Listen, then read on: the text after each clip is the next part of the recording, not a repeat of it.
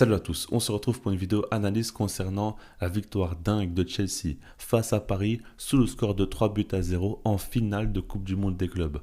Je ne pense pas avoir été le seul à être surpris. De base, je n'imaginais pas Chelsea remporter ce match, mais alors avec un tel score et avec un tel écart de niveau sur le terrain, non, là c'est complètement fou, donc on va analyser tout ça. On va commencer déjà par les intentions des Blues, leur ambition dans le jeu qui a été déjà très parlante. Dès le coup d'envoi, ils ont joué très haut sur le terrain en voulant marquer dès que possible, en mettant en place un gros pressing, en voulant conserver aussi le ballon, et ça c'est fort. Parce que tout de suite, ils imposent un rapport de force face au PSG. Je ne pense pas que les Parisiens s'y attendaient. Et puis, en soi, c'est très risqué parce qu'ils laissent beaucoup d'espace dans le dos de la défense. On sait très bien que le PSG peut extrêmement bien les exploiter, justement, ces espaces-là. Et pourtant, ils le font et ils n'ont pas concédé beaucoup d'occasions dans un premier temps.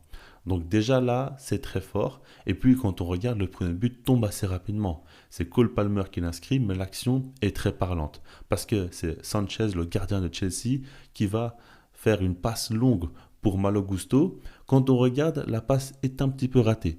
En tout cas, elle atterrit sur la tête de Nuno Mendes, qui a une mauvaise trajectoire, et ça va revenir sur Malo Gusto parce qu'à ce moment-là, il va tomber.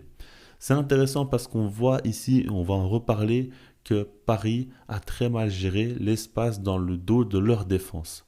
Ensuite, Malo Gusto, une fois qu'il est lancé, dans un premier temps, il va se rater, etc. Mais il va réussir à se rattraper et donner un très bon ballon pour Cole Palmer qui lui va finir l'action avec un très joli plat du pied. On a été habitué jusqu'à présent de voir Donnarumma faire la différence et sortir de gros arrêts. C'est vrai que là, par exemple, il aurait peut-être pu faire mieux, mais en tout cas, Cole Palmer, il est bien placé et il frappe là où il le faut. Donc c'est une très bonne frappe et à ce moment-là, ça fait 1-0 pour Chelsea. Mais ça va continuer très rapidement. Le second but va tomber et quand on regarde l'action, c'est Colwill qui va réussir à sortir du pressing et à donner un très bon ballon, encore une fois, entre les lignes. Et là, Cole Palmer, ce qu'il fait, c'est phénoménal. Parce qu'il va se retourner, il va faire une course balle au pied, mais ensuite, c'est feinte, feinte, frappe. Mais là, c'est un but de niveau élite. On va en revenir sur la prestation de ce joueur-là, mais c'est dingue ce qu'il a fait sur cette action-là. Il ne faut pas le sous-estimer. Ce but-là est juste fou. C'est un but de classe mondiale. Cole Palmer nous a régalé. Et là, quand on voit son jeu de haut but, ses capacités à se retourner, à accélérer le balle au pied, avoir la lucidité de faire feinte, feinte, frappe pour ouvrir l'angle de frappe et pour réussir à placer le ballon comme ça, avec un tel sang-froid.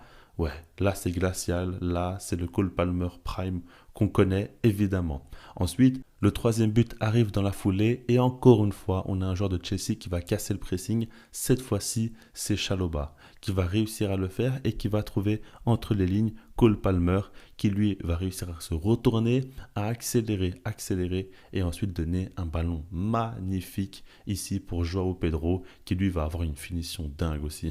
Un petit piqué comme ça pour lober Donnarumma, ce n'est pas donné à tout le monde évidemment, il met un très beau but, mais encore une fois, c'est Palmer qui fait la différence. Moi, ce qui m'intéresse ici, quand on regarde les trois actions de but, c'est que Chelsea a su annihiler le pressing de Paris.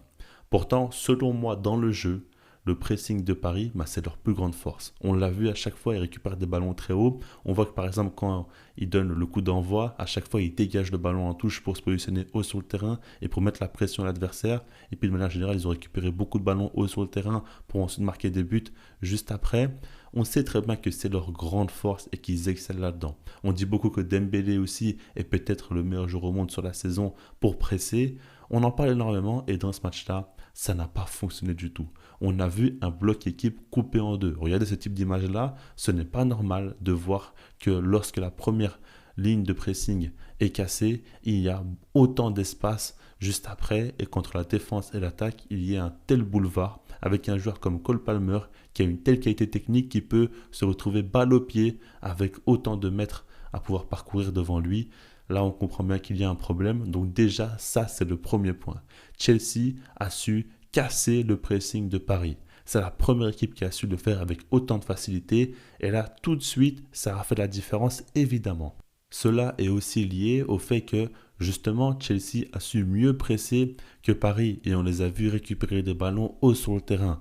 À ce moment-là, tu comprends que les deux forces fondamentales de Paris, c'est-à-dire ressortir les ballons et réussir à presser haut sur le terrain, étaient annihilées. Donc Chelsea a joué clairement sur le terrain de Paris avec leur qualité, avec leur football et ils ont su faire mieux.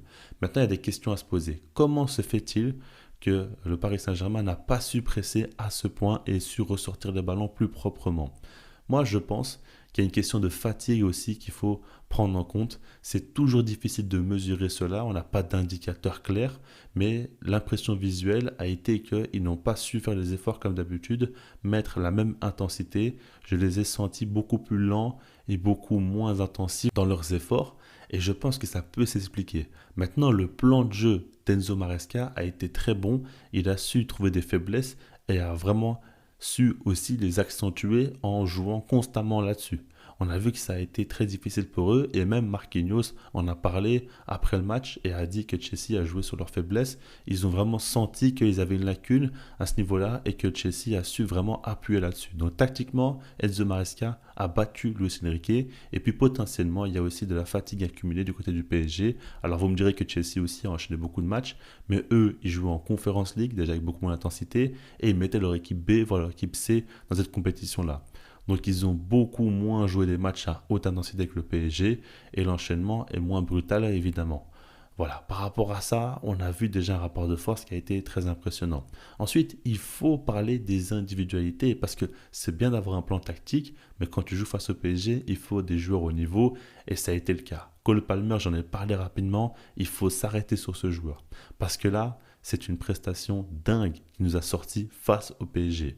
2 buts, une passe D, il est impliqué sur les 3 buts de son équipe et à chaque fois très dangereux.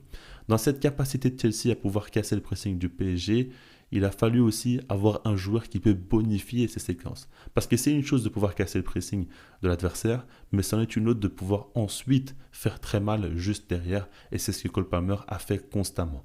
Vraiment, il a sorti un grand match de très très haut niveau. Et c'est un joueur de manière générale dont on en parle peu parce qu'il joue à Chelsea. Parce que Chelsea ne joue pas non plus chaque saison la Ligue des Champions ou le titre en Première Ligue. On sait qu'ils ont une période assez compliquée. Ils reviennent de mieux en mieux, mais ce n'est pas encore le top. Alors important, Cole Palmer, quand il a l'occasion de pouvoir briller comme ça dans les grandes compétitions, généralement il répond présent, il aime les grands matchs, il est un sang-froid comme je l'ai dit et il a su abattre le PSG aujourd'hui. Ça n'a pas été seul parce que Robert Sanchez a sorti aussi un grand match. Réalisé 6 arrêts, il faut se rendre compte quand même de la folie de la stat, surtout que Chelsea n'a pas non plus concédé beaucoup d'occasions, mais quand ils en ont concédé, Robert Sanchez a été présent, avec aussi une bonne présence aérienne d'ailleurs. Mais ce joueur-là a été très impressionnant parce que même dans son jeu au pied, sur le premier but, je vous l'ai montré, il a été décisif avec cette passe, enfin pas factuellement, mais en tout cas, il a fait partie de l'action, évidemment avec ce bon ballon donné à Malo Gusto. Et puis de manière globale, quelle personnalité. Et ce que j'aimerais dire, c'est qu'en soi, on sait que Paris a de grandes capacités pour marquer des buts et ils auraient pu mettre en place une remontada. Il suffit d'un but pour reprendre de l'espoir, pour faire en sorte que Chelsea commence à douter et qu'inversement, Paris reprenne de la confiance. Ah ben non, ça n'a pas été possible parce qu'il a fait beaucoup d'arrêts de très haut niveau. En soi, le PSG a croqué, mais c'est parce que aussi Robert Sanchez a été très bon. Et ça peut arriver à un joueur comme ça, un gardien qui élève son niveau dans les moments les plus compliqués. C'est là aussi que tu gagnes des titres. C'est aussi simple que ça. Ce qui est intéressant, c'est que c'est un gardien quand même qui a été beaucoup critiqué, qui n'a pas un niveau dingue, mais pourtant dans ce match-là, il a été monstrueux. Ensuite, si on parle d'autres joueurs, il y a Moïse Caicedo, et évidemment, il faut le mentionner. Quelle prestation! En fait, ce qui est fou, c'est qu'il récupère beaucoup de ballons, mais même lorsqu'il ne récupère pas, et à chaque fois, il va coller le joueur, il va lui laisser à peine un petit mètre devant lui et encore, et il les gêne constamment. C'est-à-dire que même quand il ne récupère pas le ballon, il empêche les joueurs adverses de jouer et de mettre en place leurs idées. En tout cas, il leur laisse même pas le temps de réfléchir. Donc ça, c'est très fort. Il a été monstrueux avec une grosse activité. On sait que le milieu de terrain du PSG est une grande force chez eux. Ben, à lui seul, il a déjà posé beaucoup de problèmes. Et puis, comment ne pas parler de Joao Pedro? Ça fait à peine un peu plus d'une semaine qu'il a signé au sein du club et il a déjà marqué 3 buts en 3 matchs de Coupe du Monde des clubs. C'est dingue, il est décisif là en finale face au PSG. Quel match de sa part. Honnêtement, je ne sais pas s'il va continuer comme ça. Mais là, ce qu'il fait, c'est dingue. Parce que c'est pas simplement un joueur qui marque des buts, qui est décisif. Non, c'est un joueur qui apporte beaucoup dans le jeu, qui a une justesse et qui paraît très complet. On l'a vu quelques fois dans le jeu en transition, dans le contre-attaque de Chelsea, pouvoir courir assez vite et proposer de bonnes solutions en profondeur. Mais on l'a vu aussi quelquefois décrocher et combiner, notamment avec Cole Palmer où il se trouve très facilement. Il parle le même football. On le voit aussi techniquement, il est très à l'aise. Dans la surface aussi, il a un sang-froid.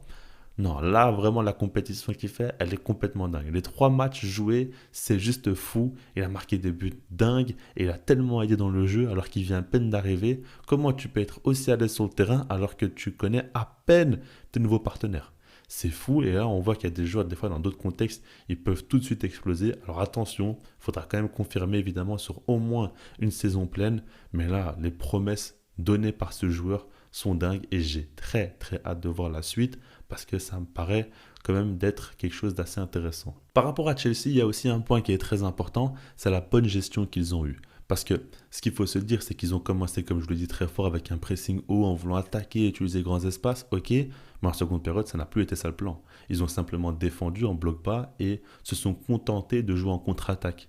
Et là, c'est intéressant parce qu'en soi, ils ont encore exploiter les failles défensives du PSG avec beaucoup d'espace dans de la défense. Ils se sont créés des situations très dangereuses, notamment avec Liam Delap. Quand il est entré, il a été aussi très dangereux justement pour le PSG. Il aurait pu marquer au moins 2 buts.